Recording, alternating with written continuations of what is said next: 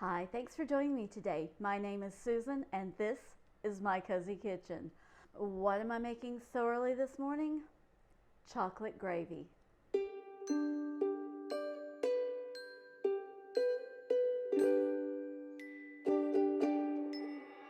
Chocolate gravy was something that I had once my entire life growing up. I had spent the night with a friend. Her mom made it for breakfast on Saturday morning as a special treat, and for years I begged my mother to make chocolate gravy for me. And she kept saying, well, I don't have a recipe, I don't know how to make it, and she would make just sausage gravy or something like that to appease my need for gravy. Well, when I married my husband, it turns out his mom made chocolate gravy, but instead of calling it chocolate gravy, they just called it chocolate. And so they would have chocolate and biscuits instead of chocolate gravy and biscuits, or biscuits and chocolate gravy, whichever way you want to say it.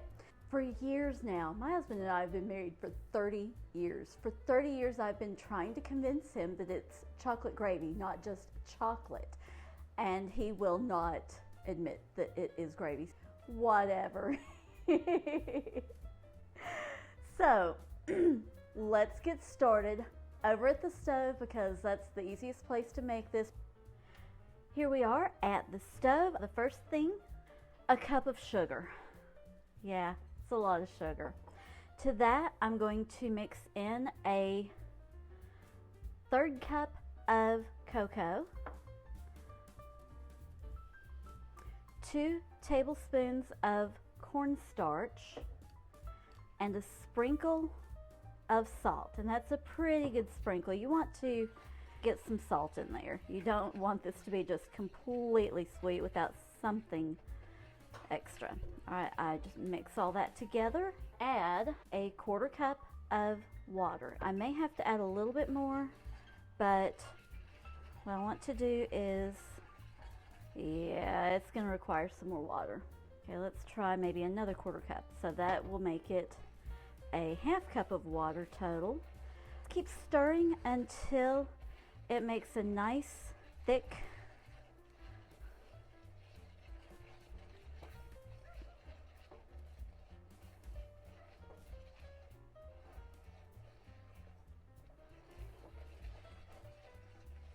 okay, there we are. See, it's a nice thick goo. So there it is, it's all mixed together. Now I'm going to turn on the heat, a medium heat, and I want this to start warming up.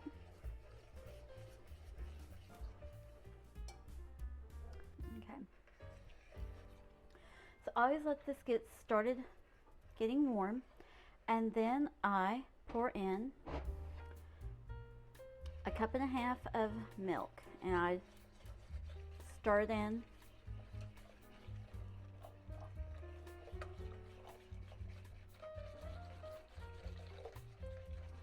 Okay.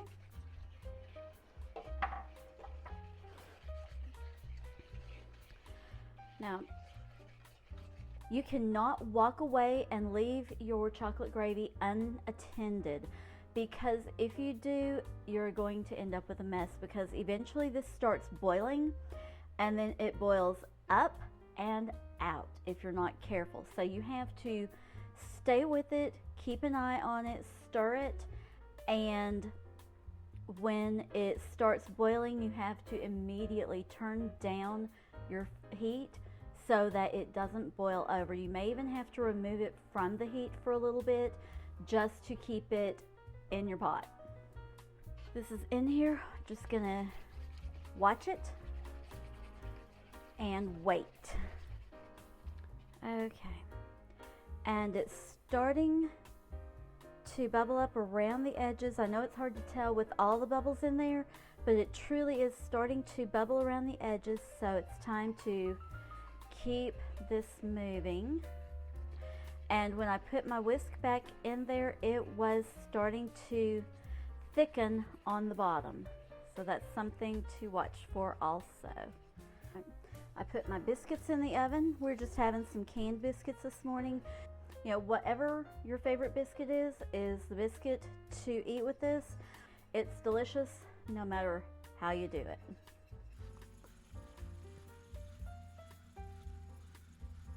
All right, it's starting to thicken, it's starting to bubble. I'm going to turn the heat down to low and let this cook while my biscuits are baking.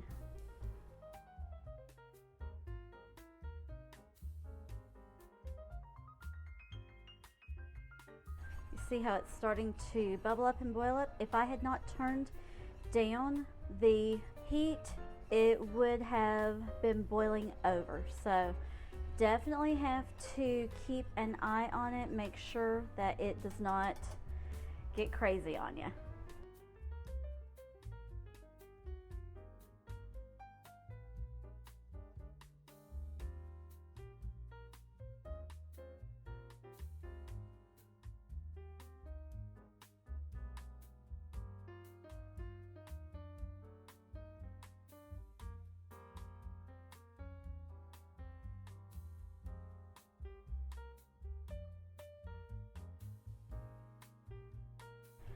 I'm just checking the thickness. Look at that, it's nice and thick. See how it's dripping out of my whisk? That's going to be perfect. I'm going to turn it down even more. My flame on my gas stove goes extremely low, so I'm turning it down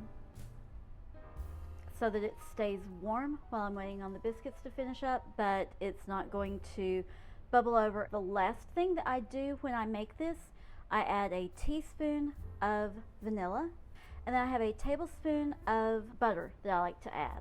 And that just gives it a little bit of extra richness. And when you add that little pat of butter into your gravy, you don't have to butter your biscuit if you don't want to. And then I also like the way that the gravy adds that finishing touch, or I like the way the butter gives a finishing touch to the gravy, gives it that nice sheen. Makes it really pretty and super appetizing to look at. If it gets too thick, you can always add a little extra milk to it or some extra water to thin it. Just be careful how much you add. It only takes just a little tiny bit to thin it to the correct consistency. Quick word here, if you have an electric stove, I would turn the heat all the way off, because that eye on the stove is going to stay hot. Make sure that you turn it off and then watch your chocolate gravy so that it doesn't bubble over on an electric stove. Okay, here we are with the biscuits, the chocolate gravy, and my plate, because I'm ready for breakfast. I'm going to take one biscuit, put on my plate, open. All right. I'm pretty hungry this morning. Let's do two. That's good. Okay, so here's my biscuits, and now I'm ladling my gravy on.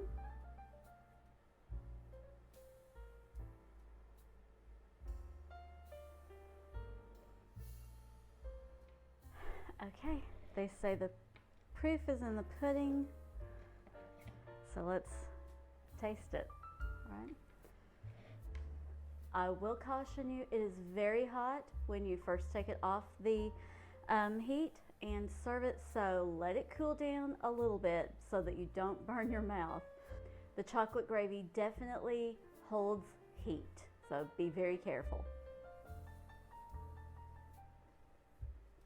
Mm.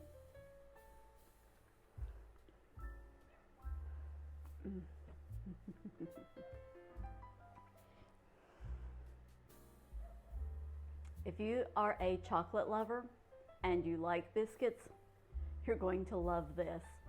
It's sweet, it's warm, it's comforting, it's everything that you want from chocolate gravy.